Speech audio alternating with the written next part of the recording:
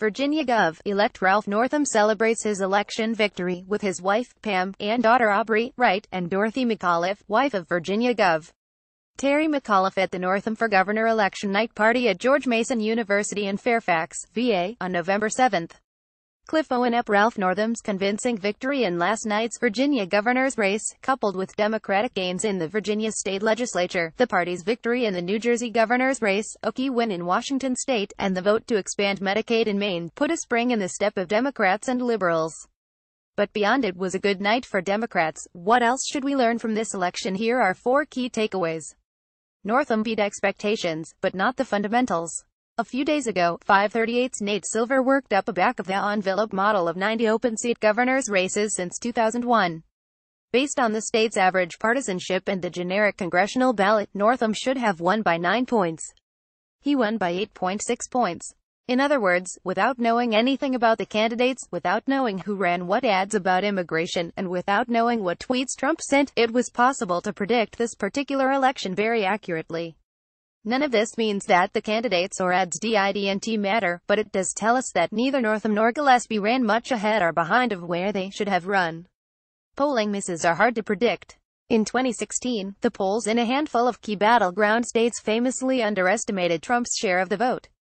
In the run-up to Tuesday's election in Virginia, there were again concerns that pollsters hadn't fixed this problem, perhaps with weighting or sampling schemes that would accurately capture the subgroups of white voters who are important to Trump's coalition. Instead, the polls underestimated Northam's win, and by a significant margin. Polling averages had him up by 3 points, and he beat those averages by a solid 5 points. Indeed, the accurate polling estimates, per Scott Clement and Mark Blumenthal's analysis, leaned more heavily on self-reported intention to turn out, an indicator that can often be unreliable. So the takeaway here is it's very hard to know in advance which direction the polls will err, if they err at all. And it's equally hard to know which method of identifying likely voters will be the most accurate in any particular race. It's not clear that Gillespie's strategy failed. One interpretation of the election: Gillespie failed.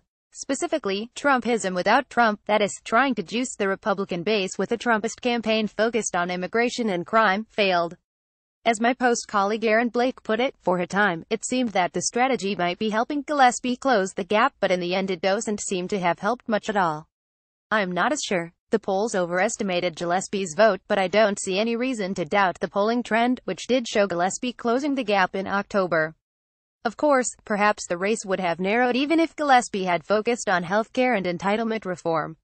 We won't know, but I wouldn't say that Gillespie failed. He achieved exactly what the fundamentals suggested he should. Of course, politicians will use this outcome to advocate for whatever they already think. Immigration hawks like Rep. Steve King I think the party should have nominated someone even more conservative than Gillespie. More moderate Republicans think this shows the bankruptcy of a Trumpist campaign. No surprises there. I'm just not sure the evidence supports any of these interpretations. Don't expect a turn away from Trumpism. I agree that the election was a referendum on President Trump. There is a great deal of evidence that down-ballot elections are increasingly driven by national forces. The Virginia map last night looked a lot like the map in 2016. But does that mean that Republican candidates will start breaking with Trump, or running campaigns focused on immigration reform rather than a border wall? I'm not so sure. The most important thing to remember is that the parties were changing in a Trumpist fashion before Trump ran for president. The polling data show whites without a college degree shifting to the GOP before 20,152,016. Moreover, the increasing alignment of party identification and attitudes on racial issues, with Democrats increasingly liberal on issues such as immigration and Republicans increasingly conservative, predates Trump. None of this requires Republicans to act like Trump or take Trump's positions on issues. But in a world where party politics is increasingly racialized, it becomes harder and harder not to.